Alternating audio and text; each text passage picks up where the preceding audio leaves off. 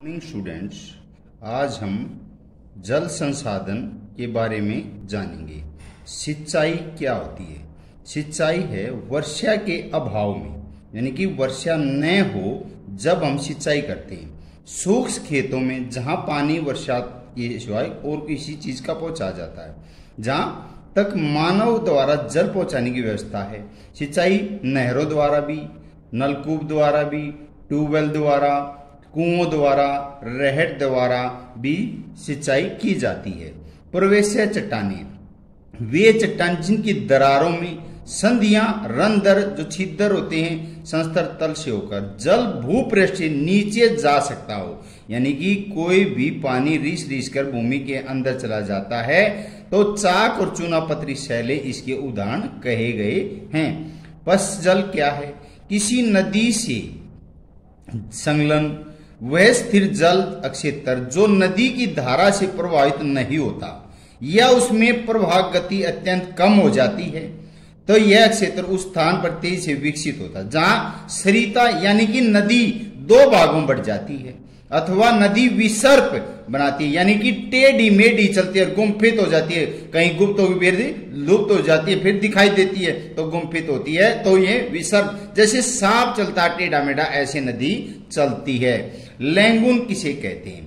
हिंदी भाषा में इसे अनूप भी कहते हैं, यानी कि यह खारे जल का वह क्षेत्र होता है, यानी कि खारा जल जो किसी भी काम में नहीं लिया जाता, सिर्फ नमक बनता है, जो सागर के तट पर निमन रेत के किनारे द्वारा सागर से अलग किया होता है। इसके अतिरिक्त अटाल से गिरा, यानी चारों तरफ भूमि से गिरा हुआ झील समान जल का क्षेत्र भी लैंगून कहा जाता है। जल भरत क्या है? पार्क में सैल की परत जिसमें जल भरा रहता है उसे चाक और बलुआ पत्थर कहते हैं। जल संभर या जल विभाजक किसे कहते हैं? उत्पित सीमा जो विभिन्न अपवाह तंत्रों, यानी कि नदी का पानी कितने किलोमीटर लाखों तक जाकर बहता उसे अपवाह तंत्र कहते हैं। जैसे गंगा ब्रह्मपुत्र का अपवाह तंत्र, सतलुज का रावी का अपवाह तंत्र, सिंधु का अपवाह तंत्र। तो ये नदियां सरिताओं के शीर्ष भागों पर तक अलग अलग करती हैं।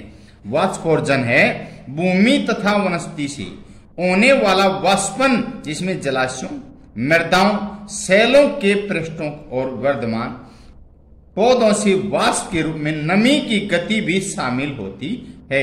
यानी कि वाष्पोर्जन जो बनता है भूमि से, वनस्पति से वाष्प जो बनता है, फिर जलाशयों, तालाबों, मृदाओं में फिर वापस आता है। जैसे वर्षा का पानी होता है, जब गर्म होने के बाद वाष्प बनता है, फिर वो छोटी छोटी बूंदों में चलता रहता है, बादल बनते रहते, बड़ा बादल में फिर वर्षा करता है, फिर वही पानी नीचे रिस के जाता है, फिर नलकूप द्वारा निकालते हैं, तो इसे वाष्पोर्जन कहा जाता है। चक्रीय संसाधन ऐसे संसाधन जिन्हें प्रयोग के बाद शुद्ध करके, यानी कि किसी भी संसाधन को हम बार बार प्रयोग करके उपयोग ला जाता है, उसे चक्रीय संसाधन कहते हैं।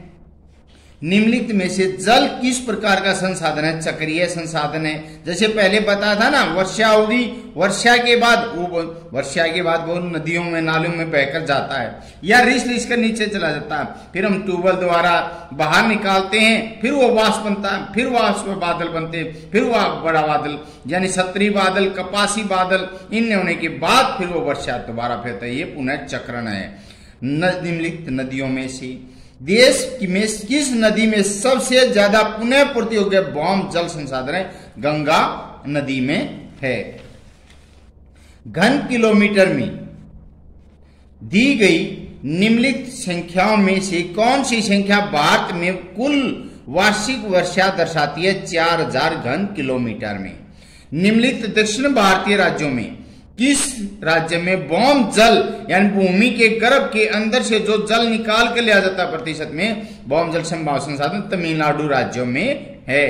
देश में प्रयुक्त कुल जल का सबसे अधिक समानुपात निम्नलिखित सेक्टरों में किस सेक्टर में? सिंचाई सेक्टर में सबसे ज्यादा प्रयोग होता है। यह कहा जाता है कि भारत में जल संसाधन तेजी से कमी आ रही है, यानी भारत में संसाधन है जो जल के वो बहुत ही कम होते जा रहे हैं, जल बहुत ही कम होता जा रहा है। जल संसाधनों की कमी के लिए उत्तरदायी कारक कौन कौन से, किस कारण से जल कम हो रहा है? जल एक आधारभूत प्राकृतिक संसाधन है जो हमने नहीं बना, प्रकृति को अपने आप बना हुआ जल है, चाहे भूमि के गर्भ के अंदर है, चाहे वर्षा के माध्यम से है। जल के बिना पृथ्वी पर जीवन की कल्पना नहीं की जा सकती। जल के बगैर हम कहीं भी नहीं रह सकते। हम मकान भी वहीं ज्यादा बनाते हैं जहां पानी की सुविधा हो, चाहे नदी की हो या कुओं की हो, ट्यूबवेल की हो। सिंचाई यानी पानी बहुत ही जरूरी है, नहीं की जा सकती, लेकिन जल पर्याप्त मात्रा में उपलब्ध है। जल संसाधनों की कमी में इसका अत्यधिक उपयोग, प्रदूषण और कुप्रबंधन महत्वपूर्ण भूमिका निभा रहे हैं। यानी कि जल का प्रदूषण बहुत ज्यादा हो रहा है, कूड़ा कचरा मल मूत्र इसमें बहा दिए जाते हैं। जल का कोई अन्य विकल्प भी नहीं है, वर्षा का है या ट्यूबवेल का और कोई नहीं है। अतः जल एक अनिवार्य किंतु सीमित संसाधन है। तेजी से बढ़ती जितनी ज्यादा जनसंख्या बढ़ रही है उतना हम पानी का ज्यादा प्रयोग करते जा रहे हैं, तो जल संसाधन की कमी आ रही है जनसंख्या बढ़ने के कारण। तो हर पंजाब, हरियाणा, तमिलनाडु राज्य में सबसे अधिक भौम जल विकास के लिए कौन से कारक होते हैं? यानी कि पंजाब में, हरियाणा में, तमिलनाडु में भौम जल के विकास कारक क्या है? भौम जल भूमि के गर्भ के अंदर से जो जल निकाला जाता है कारकों पर प्रभाव पड़ता है, जैसे चट्टानों की संरचना, चाहे आयंत्रित है, अवसादी है, आग्नेय है, धरातल कैसा है, उबड़ खाबड़ ऊंचावच कैसा भी है, जलापूर्ति मात्रा आदि है। पंजाब और हरियाणा में भौम जल की अधिकता के कारण यहाँ कोमल प्रवेशिया चट्टानें पाई जाती हैं, क्योंकि यहाँ का जो मिट्टी है वो जलोढ़ मिट्टी है, जो नदियों द्वारा लाई गई मिट्टी है। पानी उस मिट्टी में रिस रिस कर नीचे चला जाता है, फिर हम उसे ट्यूबवेल की सहायता से बाहर निकालते हैं, जिससे वर्षा बाढ़ का जल रिस करके भौम जल रूप ले लेता है। तमिलनाडु राज्य का आकार बड़ा होने भौम जल विकास में महत्वपूर्ण भूमिका निभाता है। देश में कुल उपयोग किए गए जल में कृषि के क्षेत्र में हिस्सा कम होने की संभावना क्यों है? देश में कुल उपयोग किए गए जल का उपयोग भविष्य में विकास के साथ साथ औद्योगिक घरेलू सेक्टरों में जल का उपयोग बढ़ने की संभावना के कारण कृषि क्षेत्र हिस्सा कम होने की संभावना है। लोगों को संदूषित जल, गंदे जल पानी के उपयोग के क्या संभव प्रभाव हो सकते हैं? प्रदूषित जल, जो गंदा जल है, पेट की बीमारी हो सकती है। गंदा पानी पीने से पेट की बीमारी बहुत ज्यादा होती है। जो बीमारी होती है वे सबसे ज्यादा पेट के खराब, तो समझो बीमारी का घर हो गया।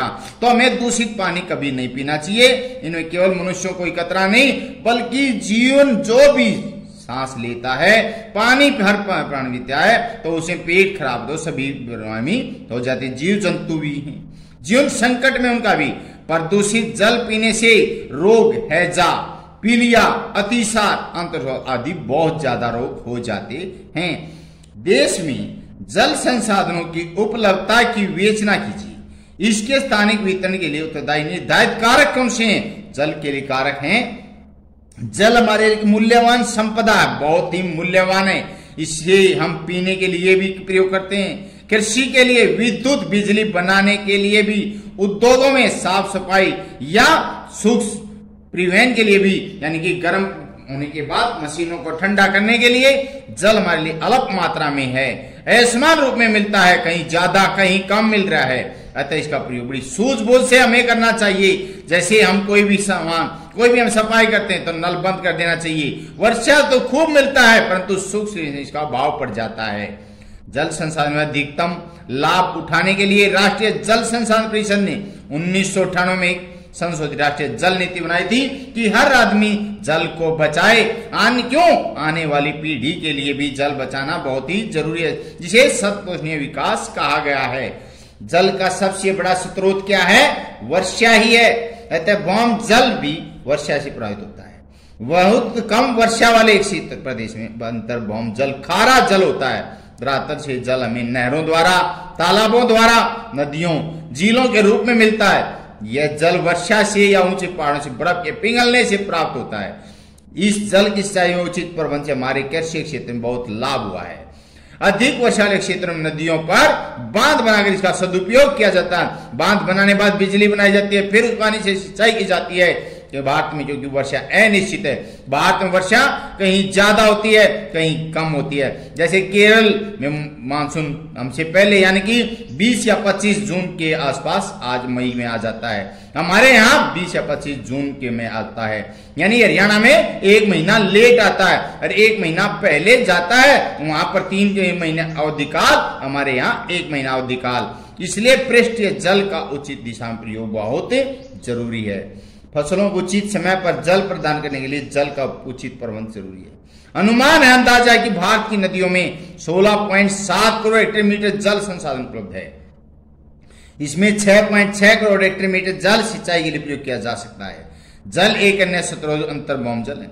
अनुमान है कि भारत में लगभग 33,30,000 लाख घन मीटर अंतर्भौम जल उपलब्ध है। 90% भाग भारत के उत्तरी मैदान में जो गंगा का और ब्रह्मपुत्र का या सिंधु का मैदान है, उत्तरी मैदान है। इन सन 1985-86 में आंकड़ों अनुसार शुद्ध बोए गए क्षेत्र केवल 29.62% भाग संचित था, जो लगभग 675 लाख हेक्टेयर था। भारत में सिंचाई के विस्तार तीव्रता में भिन्नता पाई जाती है।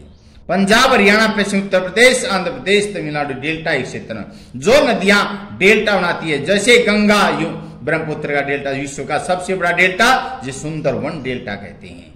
अन्य महानदी बनाती है, गोदावरी बनाती है, कृष्णा, कावेरी बनाती है। शुद्ध बोए गए क्षेत्र में अनुपात 60% से अधिक था। इसके विपरीत राजस्थान, मध्य प्रदेश, मराठवाड़ा, विदर्भ में अनुपात बहुत ही कम है। 2001 और 2 में हमारे देश शुद्ध बोए क्षेत्रफल 29% था। अतः पीने का पानी का उपयोग बड़ी किफायत से किया जाना चाहिए। पीने के पानी का बड़ी सोच से प्रयोग करना चाहिए। जल संसाधन संरक्षण बहुत ही, जल को बचाना बहुत ही जरूरी है। इसके लिए दुरुपयोग के गंभीर परिणाम भुगतने, भविष्य में संकटों के गंभीर परिणाम भुगतने पड़ सकते हैं। आज यहीं तक, धन्यवाद।